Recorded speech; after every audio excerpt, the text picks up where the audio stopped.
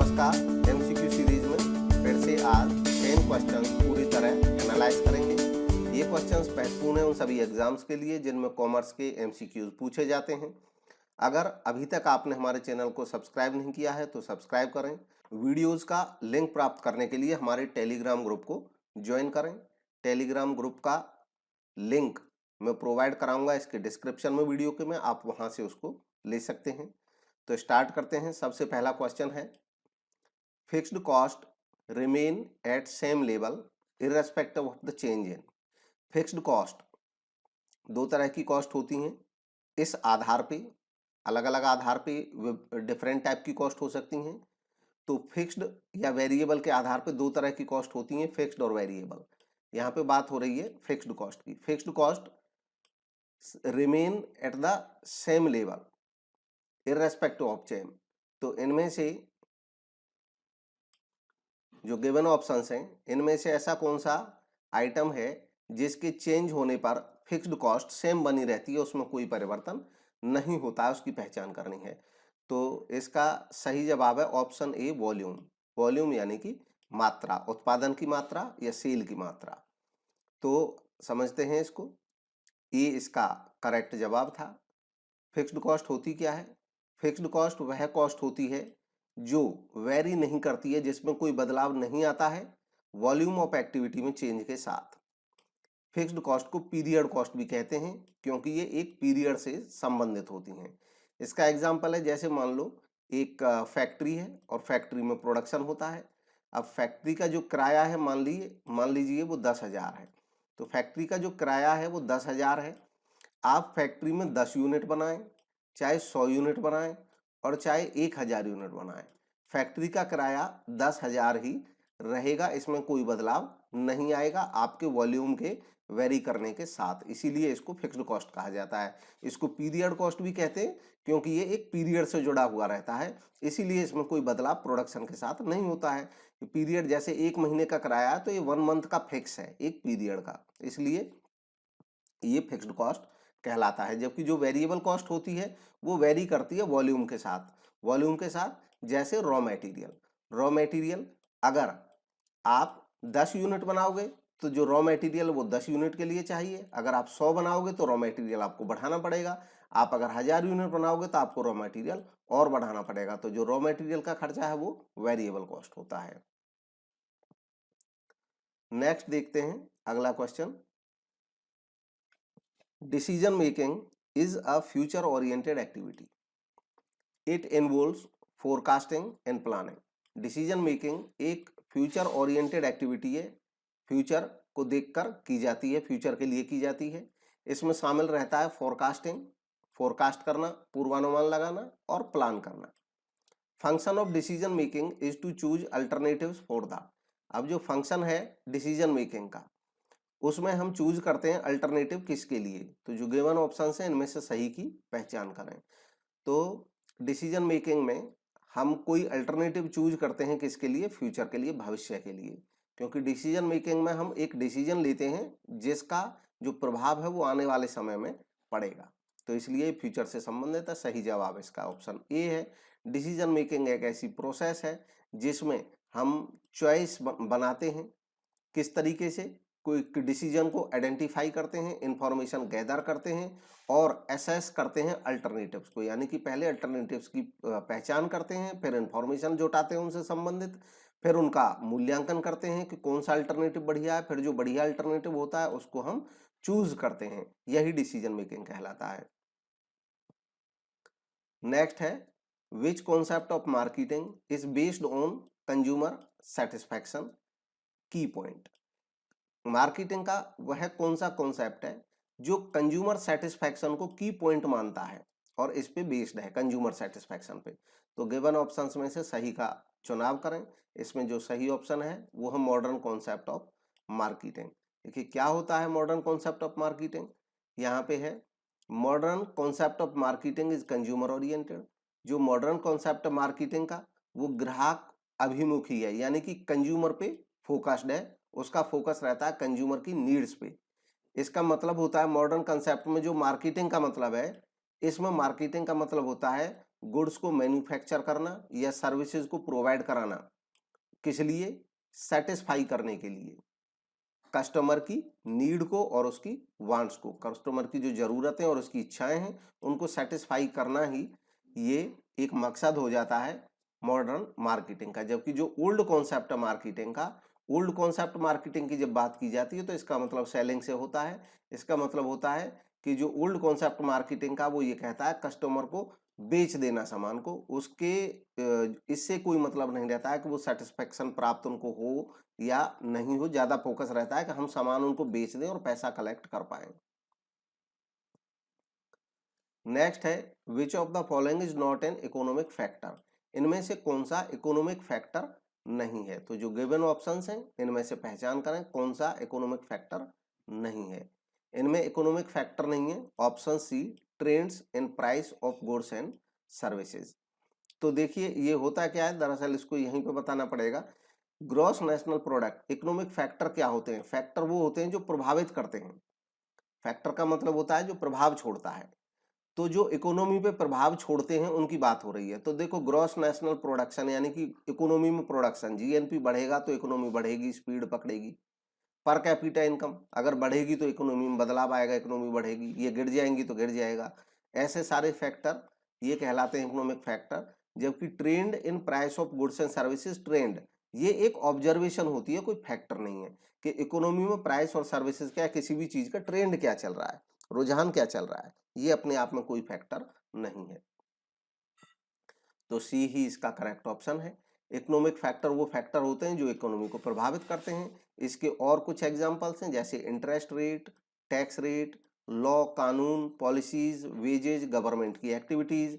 मतलब कोई भी चीज फैक्टर कहलाएगी जो प्रभाव छोड़ती है। तो इनमें जैसे ही कोई बदलाव होगा तो इकोनॉमी पर प्रभाव पड़ेगा, इसीलिए ये सब फैक्टर कहलाते हैं। नेक्स्ट है the environment of business consist of all those external things to which it is exposed. तो बात हो रही है कि जो बिजनेस एनवायरनमेंट होता है इसमें वो सारी बाहरी चीजें शामिल होती हैं जिनसे ये एक्सपोज होता है, यानी कि जिनसे ये प्रभावित होता है। ये है यहाँ पे इसका मतलब। And by which it may be influenced, जिससे इस पे प्रभाव पड़ता है डायरेक्टली या इनडायरेक्टली। सेड बाई, अब ये कहा किसने था? ये एक डेफिनेशन है, ये एक गिवन डेफिनेशन है एक थिंकर की। उस थिंकर का आपको नाम बताना है कौन है। तो गिवन ऑप्शंस में से जो सही जवाब है वो है ऑप्शन सी, रेनेक और सैकुएल, इन्होंने ये डेफिनेशन दी है। ऑप्शन सी करेक्ट ऑप्शन है। बिजनेस एनवायरनमेंट क्या है? देखिए इन टोटल बिजनेस एनवायरनमेंट का मतलब होता है, पहले एनवायरनमेंट का मतलब जानते हैं इस टॉपिक को समझने के लिए। एनवायरनमेंट को हिंदी में कहते हैं पर्यावरण, यानी कि हमारे चारों तरफ का जो आवरण जो हमें प्रभावित करता है। और इंग्लिश में अगर इसको कहें एनवायरनमेंट का मतलब, तो इसका मतलब होता है all factors which affect us. वो सारे फैक्टर जो हमको प्रभावित करते हैं वो हमारे एनवायरनमेंट का हिस्सा होते हैं। बिजनेस एनवायरनमेंट की जब बात करते हैं तो ऑल फैक्टर्स जो बिजनेस को अफेक्ट करते हैं चारों तरफ से, वो सब बिजनेस एनवायरनमेंट का हिस्सा होते हैं। तो बिजनेस एनवायरनमेंट का हिस्सा वो सारे फैक्टर हो जाते हैं जो बिजनेस पे अपना प्रभाव छोड़ते हैं। इसमें सारे इंडिविजुअल्स, इंस्टीट्यूशंस या बाकी फोर्सेज जो एक बिजनेस से बाहर होते हैं, आउटसाइड होते हैं और बिजनेस की फंक्शनिंग को या परफॉर्मेंस को प्रभावित करते हैं, ये सब बिजनेस एनवायरनमेंट का हिस्सा होते हैं। हालांकि मोटे तौर पे बिजनेस एनवायरनमेंट को क्लासिफाई किया जाता है दो हिस्सों में, एक होता है इंटरनल फैक्टर्स और दूसरे होते हैं एक्सटर्नल। जो इंटरनल होते हैं वो बिजनेस के इन्फ्लुएंस में रहते हैं, बिजनेस उसमें प्रभाव कर सकता है, जैसे बिजनेस की अपनी पॉलिसी, बिजनेस का प्रोडक्शन का तरीका, बिजनेस के अंदर के जो सिस्टम है वो सब, वो इंटरनल एनवायरनमेंट होता है। लेकिन बिजनेस एनवायरनमेंट में क्योंकि इंटरनल एनवायरनमेंट पे पूरा जो बिजनेस का कंट्रोल बना रहता है इसलिए इस पे ज्यादा फोकस नहीं रहता है। तो ज्यादातर जो थिंकर हैं वो बिजनेस एनवायरनमेंट में केवल एक्सटर्नल एनवायरनमेंट को शामिल करते हैं, बाहरी चीजों को। एक्सटर्नल एनवायरनमेंट भी दो हिस्सों में बंट जाता है। एक्सटर्नल एनवायरनमेंट दो हिस्सों में बंट जाता है, माइक्रो में और मैक्रो में। अब जो मैक्रो होता है एक्सटर्नल में, मैक्रो और मैक्रो, मैक्रो का मतलब होता है जो किसी एक फर्म पे अपना प्रभाव छोड़ता है। जैसे एक फर्म के सप्लायर, एक फर्म के सप्लायर उसी फर्म पे प्रभाव रखते हैं, अगर वो सप्लायर रेट बढ़ा देंगे तो उसी फर्म को नुकसान झेलना पड़ेगा। एक फर्म, एक इंडस्ट्री या एक संस्था को जो प्रभावित करते हैं फैक्टर, वो आ जाते हैं माइक्रो एनवायरनमेंट में आ जाते हैं, मतलब एक्सटर्नल एनवायरनमेंट का हिस्सा है माइक्रो एनवायरनमेंट। और जो मैक्रो एनवायरनमेंट होता है, ये मैक्रो एनवायरनमेंट में वो फैक्टर आते हैं जो पूरी इंडस्ट्री को, पूरी इकोनॉमी को प्रभावित करते हैं, और इकोनॉमी में जितनी भी इंडस्ट्रीज हैं लगभग सब पे एक जैसा प्रभाव हो जाता है। जैसे लीगल फैक्टर्स, कानूनी कोई एक्ट पास हो गया तो उस एक्ट का प्रभाव सभी इंडस्ट्रीज पे पड़ेगा। ऐसे ही इकोनॉमी में कोई बदलाव आ गया तो पूरी उस पे पड़ेगा, इकोनॉमी पे पड़ेगा उसका प्रभाव, इकोनॉमिक पॉलिसीज में चेंज हो जाना। ऐसे ही टेक्नोलॉजी में कोई चेंज हो जाना। तो ये जो होता है एक्सटर्नल एनवायरनमेंट भी दो हिस्सों में बट गया। तो ये याद रखने की खाली जरूरत है कि जो बिजनेस एनवायरनमेंट है वो इंटरनल भी हो सकता है, एक्सटर्नल भी हो सकता है, लेकिन ज्यादातर थिंकर जो हैं वो एक्सटर्नल चीजों को ही बिजनेस एनवायरनमेंट का हिस्सा मांगते हैं। और एक्सटर्नल भी दो हिस्सों में बट जाता है, माइक्रो में और मैक्रो में। ये डेफिनेशन दी है इन्होंने, ये क्वेश्चन में ये डेफिनेशन ही दी थी, और ये डेफिनेशन है रेनेक और स्कॉल। नेक्स्ट क्वेश्चन है, one man control is the best in the world is a statement of. तो ये एक पूरी स्टेटमेंट का एक हिस्सा है, एक थिंकर की स्टेटमेंट है ये, और उसका ये एक हिस्सा है केवल, कि जो वन मैन कंट्रोल दुनिया में वो बेस्ट है। हालांकि इसके साथ इफ लगा हुआ है आगे, उसको पूरे स्टेटमेंट को भी हम पढ़ेंगे। ये किस थिंकर ने दिया है? तो इस स्टेटमेंट को जोड़ा जाता है विलियम आर बैसेट के साथ। तो सी ऑप्शन इसका करेक्ट ऑप्शन है, सी ऑप्शन करेक्ट है। विलियम आर बासेट, इन्होंने अपनी एक book organisation of modern business, इसमें इन्होंने कहा था, ये ऑर्गेनाइजेशन ऑफ मॉडर्न बिजनेस, इसमें इन्होंने कहा था कि the one man control is the best in the world. दुनिया में एक व्यक्ति का जो कंट्रोल है वो सर्वोत्तम है। If that one man is big enough to manage everything, अगर वो आदमी इतना बड़ा हो या इतना पावरफुल हो कि हर चीज को वो अकेला मैनेज कर सके। बट लेकिन a business must be small indeed to permit one man actually to know and to supervise everything. लेकिन एक बिजनेस छोटा होना चाहिए वास्तव में, ताकि वो परमिट करे कि एक व्यक्ति सब कुछ जान पाए और सुपरवाइज कर पाए। कहने का मतलब ये है कि वन मैन कंट्रोल बेस्ट होगा अगर वो आदमी इतना पावरफुल होगा। तो वास्तव में कोई आदमी इतना पावरफुल होता नहीं है जो सब चीज को अपने अंडर रख पाए। हाँ, ये तभी संभव है जब बिजनेस का साइज छोटा हो। जैसे मान लो एक शॉप है हमारी, हमारा छोटा सा बिजनेस है, तो एक ही व्यक्ति इसका ओनर रहेगा, वो इसको मैनेज भी कर लेगा। छोटा साइज है तो वो हर चीज को ध्यान में रख पाएगा। लेकिन किसी को बड़ी कंपनी बनानी है, 10-20 ब्रांचेज बनानी है, इंटरनेशनल कंपनी बनानी है, तो ये संभव नहीं है। The danger is always present that he thinks he knows when really he does not know। अब ये कहते हैं कि खतरा ये रहता है हमेशा कि वो सोचता है, मतलब ये एक इंडस्ट्रियलिस्ट के बारे में बात कर रहे हैं, एक पर्सन के बारे में बात कर रहे हैं, ये बात कर रहे हैं सोल ट्रेडर के बारे में, कि जो सोल ट्रेड होता है, सोल प्रोप्राइटरशिप, उससे रिलेटेड ये बात है। ये वन मैन कंट्रोल पे फोकस है, इनकी पूरी डेफिनेशन है। ये कह रहे हैं कि डेंजर इज ऑलवेज प्रेजेंट, हमेशा ये खतरा मौजूद रहता है कि ही थिंक्स, वो सोचता है कि ही नोज, वो जानता है, when really he does not know, जबकि वास्तव में वो जानता नहीं है। तो ऐसा अक्सर होता है कि हमको लगता है कि हम सब कुछ जान रहे होते हैं। जैसे आपने कई आदमियों को बात बोलते भी देखा होगा कि अरे आई नो एवरीथिंग, मैं सब जानता हूं, जबकि वास्तव में ऐसा है नहीं। सब कैसे कोई जान जाएगा? And naturally there is no permanency in this kind of management. और इसलिए इस टाइप का जो मैनेजमेंट मिलेगा जहां पे एक आदमी सारी चीजों को कंट्रोल करने की कोशिश करेगा, तो वहां पे कोई परमानेंसी नहीं मिलेगी। क्यों नहीं मिलेगी? कि वास्तव में वो सारी चीजों को जानता नहीं है। अगर वो सब चीजों को अपने अंडर रखता है तो जब बदलाव आते हैं तो वो फेस करने पड़ते हैं उसको, तो तुरंत बदला, उसको बार बार चेंज करना पड़ता है, तो कोई परमानेंसी नहीं मिलेगी उसकी पॉलिसियों में। If the one man is away और इल, अब अगर मान लो वो आदमी अवे हो जाए, बाहर चला जाए, बीमार पड़ जाए, तो ऐसे केस में बिजनेस ही स्टॉप हो जाता है। And of course when he dies, और अगर उसकी डेथ हो जाए तो बिजनेस वैनिसेस, बिजनेस समाप्त हो जाता है या रीबिल्ड करना पड़ता है फिर से। तो ये नुकसान है वन मैन बिजनेस का। अब वन मैन बिजनेस के बारे में ये LH ने भी एक डेफिनेशन दी है, आप उसको रीड कर सकते हैं। और according to Kimball and Kimball, इन्होंने भी इंडिविजुअल प्रोप्राइटर के बारे में लिखा है, आप इसको रीड कर सकते हैं रोक के। नेक्स्ट क्वेश्चन है, which of the following is not principle of business ethics. इनमें से कौन सा बिजनेस एथिक्स का प्रिंसिपल नहीं है? अब बिजनेस एथिक्स का इनमें से जो प्रिंसिपल नहीं है, देखिए बिजनेस एथिक्स से पहले हमें एथिक्स को जानना चाहिए, एथिक्स क्या है, हालांकि इसको हमें डिस्कस भी करेंगे बाद में, लेकिन आप इस क्वेश्चन की पहचान करें तो इसमें जरूरी नहीं है कि आपने पहले से ये पढ़े ही हो, आप अंदाजा भी लगा सकते हो अगर मीनिंग समझोगे तो। मैनेजमेंट में बहुत सारी चीजें ऐसी होती हैं कि अगर उनका मीनिंग समझेंगे, उसके कॉन्सेप्ट को समझ लेंगे तो आइडिया भी लगता है आंसर का।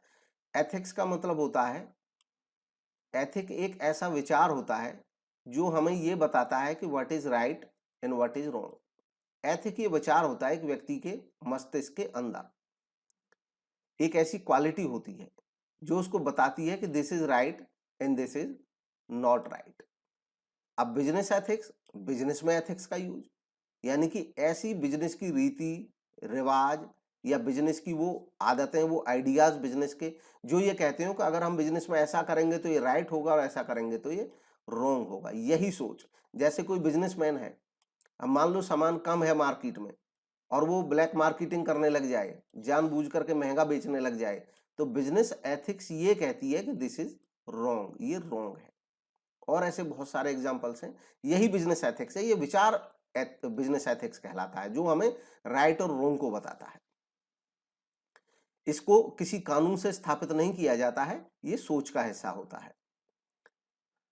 तो इनमें से कौन सा प्रिंसिपल ऐसा है जो नहीं है बिजनेस एथिक्स का, उसकी पहचान करनी है। जो गिवन ऑप्शंस हैं तो उनमें से आप पहचान कर सकते हो, थोड़ा सा आप सोचेंगे तो प्रिंसिपल ऑफ डिससैटिस्फैक्शन ये नहीं होता है, बाकी प्रिंसिपल्स हैं बिजनेस एथिक्स की, यूनिवर्सलिटी, ह्यूमैनिटी और ऑटोनॉमी। अब इनको थोड़ा सा हम एथिक्स को समझेंगे, डी इसका करेक्ट आंसर था।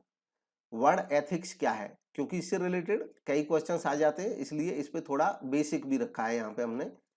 जो वर्ड एथिक है इसका ओरिजिन मिलता है हमें ग्रीक वर्ड ईथोस से, और ईथोस का मतलब होता है कैरेक्टर, यानी कि चरित्र, नॉर्म्स, आइडियल्स या मॉरल्स प्रीवेलिंग इन ए ग्रुप और सोसाइटी, एक समूह में या समाज में। अच्छा, हर समूह के या समाज के अपने नॉर्म्स होते हैं, दूसरे समाज में वो नॉर्म्स अलग भी हो सकते हैं।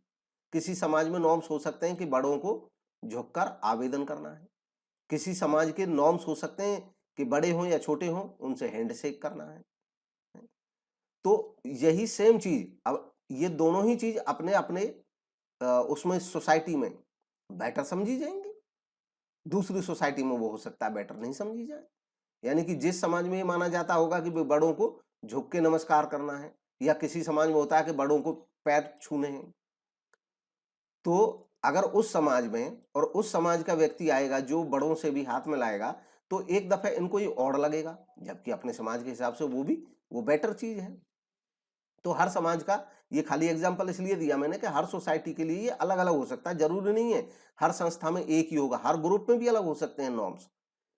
तो ग्रुप के या सोसाइटी के हिसाब से जन्म लेते हैं करेक्टर, नॉर्म्स, आइडियल और मॉरल, और इन्हीं से मिल करके बनते हैं एथिक्स। एथिक्स और मॉरल ये दोनों ही चीज रिलेट हैं इस चीज से कि राइट एंड रॉन्ग कंडक्ट, कि राइट कंडक्ट कौन सा माना जाएगा और रॉन्ग कंडक्ट कौन सा माना जाएगा।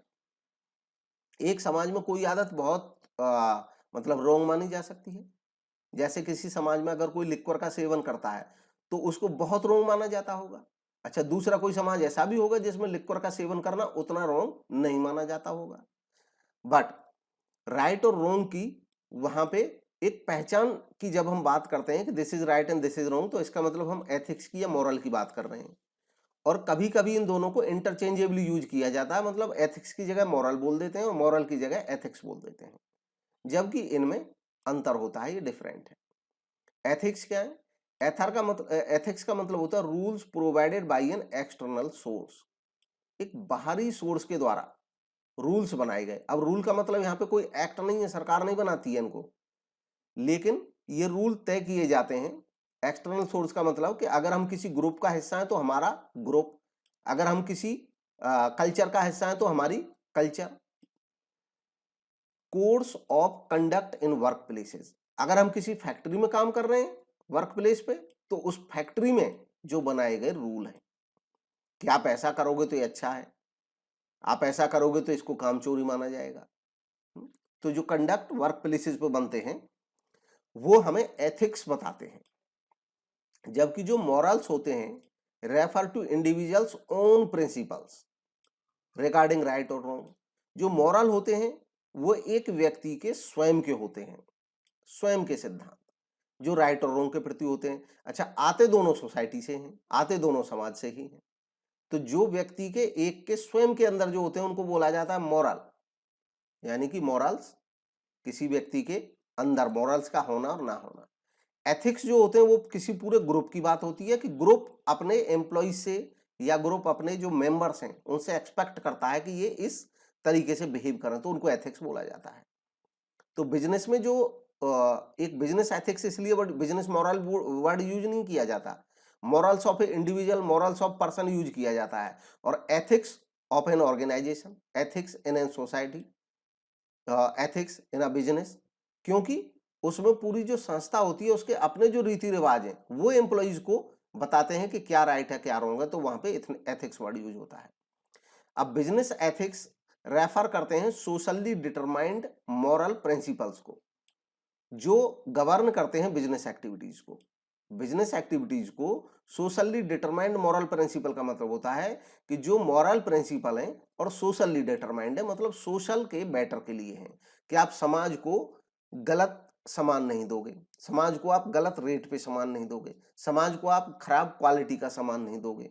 तो ये जो बिजनेस एथिक्स हो सकते हैं किसी बिजनेस के, हर बिजनेस अपने बिजनेस एथिक्स तय करता है।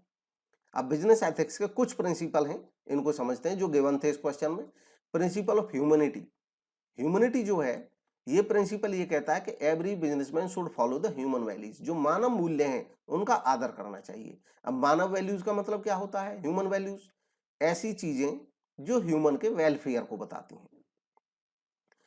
प्रिंसिपल ऑफ यूनिवर्सल वैल्यूज, ये प्रिंसिपल स्टेट करता है कि every businessman should conduct business activities based on universal assumptions, customs and overall accepted norms, यानी कि यूनिवर्सल लेवल पे पूरी दुनिया में समाज में जो एजम्पशंस हैं जिनको सही माना जाता है, जो कस्टम्स हैं रीति रिवाज हैं, या एक्सेप्टेड नॉर्म्स हैं यानी कि जिनको कोई समाज जिन नॉर्म्स को एक्सेप्ट करता है उन चीजों को लागू करना अपने व्यवसाय में, ये यूनिवर्सल वैल्यूज हो गई। और principle of autonomy, principle of autonomy कहता है कि एक पर्सन को फ्री होना चाहिए, should be free to perform whatever action he wishes, मतलब एक व्यक्ति को इतनी तो ऑटोनॉमी होनी चाहिए, स्वायत्ता होनी चाहिए कि वो जो करना चाहे वो कर पाए, जिस तरीके से करना पाए उस तरीका से करना पाए। हाँ, लेकिन यहाँ पे ये ध्यान रखना है कि does not impinge on the autonomy of others, क्या वो दूसरों की जो ऑटोनॉमी है उसको इम्पेंज ना करे, उसको प्रभावित ना करे।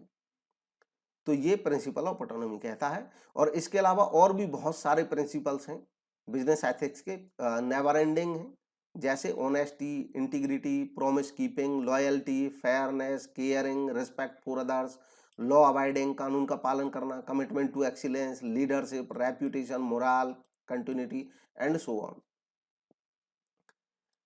नेक्स्ट है which one of the following formulae may be used for calculating debt equity ratio, इनमें से कौन सा फॉर्मूला ऐसा है जिसको डेट इक्विटी रेशियो को कैलकुलेट करने के लिए यूज में लाया जा सकता है। तो ऑप्शंस को देखें, ये डायरेक्ट फॉर्मूला नहीं है यहाँ पे, लेकिन जो मोस्ट उसके क्लोज होगा डायरेक्ट फॉर्मूले के, उसको आप पहचान करोगे इसमें से कौन सा हो सकता है। तो गिवन ऑप्शंस में से जो सही जवाब है वो है option B, total debt upon net worth. तो टोटल डेट अपॉन नेटवर्थ ये मोस्ट करेक्ट है इनमें, ऑप्शन बी करेक्ट है। अब डेट इक्विटी रेशियो होता क्या है? देखिए, डेट इक्विटी रेशियो मेजर करता है रिलेशनशिप लॉन्ग टर्म डेट के बीच में और इक्विटी के बीच में। नॉर्मली इसको सेफ माना जाता है अगर ये 2:1 रहता है। देखिए, डेट का मतलब होता है लॉन्ग टर्म डेट, लंबी अवधि के उधार। इसमें किसी बिजनेस के लॉन्ग टर्म लोन, डिबेंचर, जितने भी लंबी अवधि के लोन होते हैं वो आ जाते हैं। और इक्विटी का मतलब होता है ओनर्स के फंड, यानी कि share holders fund. Share holders fund में आ जाते हैं शेयर, चाहे वो इक्विटी है या प्रेफरेंस है, साथ ही साथ रिजर्व्स एंड सरप्लस, यानी कि जो बचा हुआ पैसा है ये शेयर होल्डर्स फंड में आ जाता है। ये हमें ये बताता है कि बाहर से कितना पैसा उधार लेके लगाया हुआ है संस्था में और अंदर का कितना पैसा, यानी कि मालिकों का कितना पैसा लगाया हुआ है। किसी संस्था में अगर बाहर वालों का 4 लाख लगा है और मालिकों का 2 लाख लगा हुआ है, तो ये जो रेशो है ये 4:2 यानी कि 2:1 होता है और इसको इंडस्ट्री में सही माना जाता है, आइडियल रेशो माना जाता है, सेफ माना जाता है कि यहां तक ठीक है। अब ये रेशो हमें ये भी बताता है कि रिस्क कितना है, इसको सोल्वेंसी रेशियोज में शामिल किया जाता है, सोल्वेंसी शोधन क्षमता, क्योंकि ये रेशो हमें ये बताता है कि संस्था अपने जो बाहरी ऋण है उनको पे करने में कितना सक्षम है। देखिए कैसे बताता है, हम जानते हैं कि ये डेट बाहर का पैसा और ये इक्विटी अंदर का पैसा दोनों मिलकर के संस्था में एसेट के रूप में मौजूद होते हैं, यानी कि इसका मतलब मोटे तौर पे हम ये कह सकते हैं कि संस्था के पास 6 लाख की एसेट होनी चाहिए। तो जो इसके अलावा ये 6 लाख की एसेट जो होनी चाहिए, इनमें से करंट लायबिलिटी माइनस है नेचुरली, क्योंकि ये खाली लॉन्ग टर्म है और ये इक्विटी है। तो फिर भी ये फंडिंग लॉन्ग टर्म से हमारे पास यहाँ पे लगी हुई है, ये हमें ये जानकारी देता है कि हमारी एसेट सफिशिएंट है इसको पे करने के लिए। जैसे ही इसका शेयर आगे बढ़ता चला जाएगा तो ये रिस्की सिचुएशन बनती चली जाएगी। डेट टू इक्विटी रेशियो का जो फॉर्मूला है originally long term debt upon share holders fund ये होता है। अब गिवन जो ऑप्शन था उसमें हमें जो फॉर्मूला दिया था उसको डिस्कस कर लेते हैं क्यों वो सही है। जैसे टोटल डेट और नेटवर्थ कहा था, तो बाकियों में ऐसा कोई ऑप्शन है नहीं। अब यहाँ पे इन्होंने लॉन्ग टर्म डेट की जगह टोटल डेट किया था। दरअसल जो रेशियोज होते हैं, रेशियोज क्या होते हैं, नीड बेस्ड होते हैं और हर संस्था रेशियो में थोड़ा बहुत अपने नीड के मुताबिक परिवर्तन कर सकती है। अब लॉन्ग इन्होंने टोटल डेट कह दिया, वर्ड यूज कर लिया, और शेयर होल्डर्स फंड की जगह इन्होंने नेटवर्थ यूज किया वर्ड। नेटवर्थ क्या होता है, देखिए नेटवर्थ होता है कि संस्था की जो टोटल एसेट्स हैं इनमें से अगर हम एक्सटर्नल लायबिलिटी निकाल दें, बाहरी लायबिलिटी निकाल दें, तो ये नेटवर्थ बच जाता है। तो बाहरी लायबिलिटी अगर हम निकाल देंगे तो नेचुरली ये इक्विटी ही बच जाता है, शेयर होल्डर्स फंड ही बच जाता है, तो इसलिए इसको ज्यादा क्लोज इसके माना गया है। नेक्स्ट है stock dividend dash the number of equity shares. जो स्टॉक डिविडेंड होते हैं वो इक्विटी शेयर्स के नंबर को क्या करते हैं। गिवन ऑप्शंस में से सही की पहचान करें, क्या करते हैं। तो गिवन ऑप्शंस में सही जो जवाब है वो है इंक्रीज, वृद्धि करते हैं। स्टॉक डिविडेंड जब दिए जाएंगे तो इक्विटी शेयर बढ़ जाएंगे, ऑप्शन ए करेक्ट है। और क्या होते हैं stock dividend, it is the dividend distributed to share holders in the form of additional share in the company instead of cash. ये शेयर होल्डर्स को डिस्ट्रीब्यूट किए गए डिस्ट्रीब्यूट किया गया एक डिविडेंड ही होता है। डिविडेंड यानी कि किसी कंपनी को जो प्रॉफिट होते हैं तो प्रॉफिट्स को वो बांटती है अपने शेयर होल्डर्स के बीच में। अब शेयर होल्डर्स में जब बांटती है तो ये दो तरीके से बांटा जा सकता है, या तो कैश में बांट देती है, जब किसी के कंपनी के पास सफिशिएंट कैश होता है तो कैश में डिविडेंड बांटे जाते हैं। लेकिन कभी कभी किसी कंपनी के पास प्रॉफिट तो अवेलेबल होते हैं बट उसके पास कैश की कमी होती है, या वो संस्था कैश बचा के अपना फर्दर ग्रो करना चाहती है कि कैश को कहीं अदर यूज कर लेगी। तो ऐसे केस में अगर कंपनी के पास पुराने रिजर्व ज्यादा हैं, यानी कि बचे हुए प्रॉफिट ज्यादा हैं, तो प्रॉफिट बचा के रखे थे कभी, और वो जो पैसा बचे रह गया उस पैसे को तो फर्दर कंपनी के ग्रोथ में यूज कर लिया, और अंशधारियों से कहा कि देखो आपके जो रिजर्व हैं हम इनमें से आपको शेयर डिस्ट्रीब्यूट कर देते हैं। अब रिजर्व में से शेयर डिस्ट्रीब्यूट करना केवल एक बुक एंट्री होती है। जैसे संस्था को प्रॉफिट हुआ तो आप जानते हैं कि जो प्रॉफिट है वो रिजर्व एंड सरप्लस में दिखाया जाता है। प्रॉफिट को हम ट्रांसफर करेंगे रिजर्व में तो एंट्री हो जाती है प्रॉफिट डेबिट टू रिजर्व, यानी कि प्रॉफिट डेबिट हो जाएंगे, प्रॉफिट कम हो गया, हमारा जो बचा हुआ प्रॉफिट था वो रिजर्व बन गया। अब इसी रिजर्व को हम क्या करेंगे, आगे रिजर्व को कैंसिल कर देंगे, रिजर्व डेबिट तो रिजर्व खत्म हो जाएगा, और टू शेयर कैपिटल तो शेयर बांट दिया हमने। यानी कि ये केवल बुक एंट्री होती है, इसमें पैसा ना आता है ना जाता है। तो कंपनी अंशधारियों को जब डिविडेंड के तौर पे शेयर होल्डर्स देती है तो उसको कहते हैं स्टॉक डिविडेंड देना, स्टॉक में डिविडेंड देना। और ऐसा करने से कंपनी के जो शेयर हैं उनकी संख्या बढ़ जाएगी। जो पहले से शेयर थे वो तो थे ही, और पुराने शेयर होल्डर्स को कंपनी ने नए शेयर मुफ्त में दे दिए तो शेयर्स की संख्या बढ़ जाएगी। नेक्स्ट क्वेश्चन है, if initial investment is ₹2 lakh and the annual cash flow is ₹50,000। शुरुआती इन्वेस्टमेंट किसी प्रोजेक्ट का 2 लाख रुपए है और सालाना जो कैश फ्लो आएगा वो 50,000। मतलब हर साल जो कमाई की उम्मीद है वो ये है कि अगर हम 2 लाख रुपए आज इन्वेस्ट कर दें तो हर साल 50,000 रुपए हमारे पास वापस आ जाएंगे। Then the pay back reciprocal will be. तो पे बैक रेसिप्रोकल क्या होगा, देखिए पे बैक का मतलब होता है पैसे की वापसी। ये किसी प्रोजेक्ट एवेल्यूएशन की टेक्निक है, ये एक किसी प्रोजेक्ट को एवेल्यूएट करने की एक टेक्निक है बहुत अच्छी। इसमें हम ये जान लेते हैं कि कितने दिन में हमारा पैसा रिटर्न हो जाएगा। जैसे इस संस्था में हम 2 लाख लगा रहे हैं, तो हर साल हमारे पास 50,000 आएँगे। तो इसका मतलब कितने साल में ये पैसा वापस आ जाना है हमारे पास? इसका मतलब ये 4 साल में वापस आ जाएगा। 50,000 50,000 4 बार आएँगे, हमारे 2 लाख हो जाएँगे। तो ये सामान्य विधि है। इसमें हमने डिस्काउंट नहीं किया है, यानी कि फ्यूचर वैल्यू और प्रेजेंट वैल्यू हमने नहीं निकाली है। तो ये एक सामान्य तरीका है, ट्रेडिशनल तरीका है, किसी प्रोजेक्ट को इवैल्यूएट करने का सरल तरीका है। इसमें सरलता से दिख जाता है। अब ये पेबैक रेसिप्रोकल क्या होता है? पेबैक रेसिप्रोकल होता है जब उसको हम रेसिप्रोकेट कर देते हैं, उसको उल्टा कर देते हैं। आप यहाँ पे ट्राई करके देखें कौन सा सही होगा, फिर इसका हम तरीका बताते हैं। ऑप्शन ए इसका करेक्ट ऑप्शन है। और पेबैक रेसिप्रोकल का ये फॉर्मूला है निकालने का कि आप कैसे निकालेंगे। एनुअल एवरेज कैश फ्लो, सालाना 50,000 मिल रहा है, अपॉन इनिशियल इन्वेस्टमेंट 2 लाख था, तो इसको निकालेंगे तो ये कितना आ जाएगा, 5/4 आ जाएगा। 5 ये 5 से कट जाएगा 4 टाइम, तो यानी कि ये 1/4 आ जाएगा। और 1/4 का मतलब क्या होता है, इसको 4 से आप डिवाइड करेंगे 1 को, तो ये 0.25 आ जाएगा। तो 0.25 या इसको 25% भी कह सकते हैं। इनमें से जो गिवन ऑप्शन है वो ऑप्शन ए इसको बता रहा है, तो ये गिवन ऑप्शन ए सही होगा, 0.25। तो ये था डिस्कशन आज के इन क्वेश्चंस का। आप अपनी कोई क्वेरी हो कमेंट के माध्यम से पूछ सकते हैं। वीडियो देखने के लिए धन्यवाद। अगर अभी तक चैनल को सब्सक्राइब नहीं किया है तो सब्सक्राइब जरूर करें। ये चैनल आपको बहुत ही मदद करेगा आपके एग्जाम प्रेपरेशन में, चाहे आप पीजीटी कॉमर्स की तैयारी कर रहे हैं या असिस्टेंट प्रोफेसर की तैयारी कर रहे हैं। अभी हमारा पीजीटी कॉमर्स का कोर्स लगभग कंप्लीट है और इसके नोट्स भी हमने फ्री में प्रोवाइड कराए हैं। तकरीबन 600 पेजेस के हैं। अगर नहीं मिले हैं आपको अभी तक तो आप हमारा टेलीग्राम ग्रुप ज्वाइन करें, और टेलीग्राम ग्रुप में आपको वो फाइल सेक्शन में मिल जाएंगे। कंप्लीट नोट्स हैं। आप पीजीटी की बहुत अच्छे से तैयारी कर सकते हैं। पीजीटी और टीजीटी दोनों की ही फ्री है, उसका कोई कॉस्ट नहीं है, फ्री में आपको नोट्स मिल जाएंगे। साथ ही साथ बहुत सारे वीडियोस हैं पीजीटी कॉमर्स के ऊपर। और अभी जल्दी ही जैसे ये काम कंप्लीट होने के बाद असिस्टेंट प्रोफेसर और यूजीसी नेट के भी क्लासेज इसमें तैयार हो जाएंगी, और वो भी फ्री ऑफ कॉस्ट हमारे वीडियोस अपलोडेड होंगे, चैनल पे आप देख सकते हैं। Thank you for watching.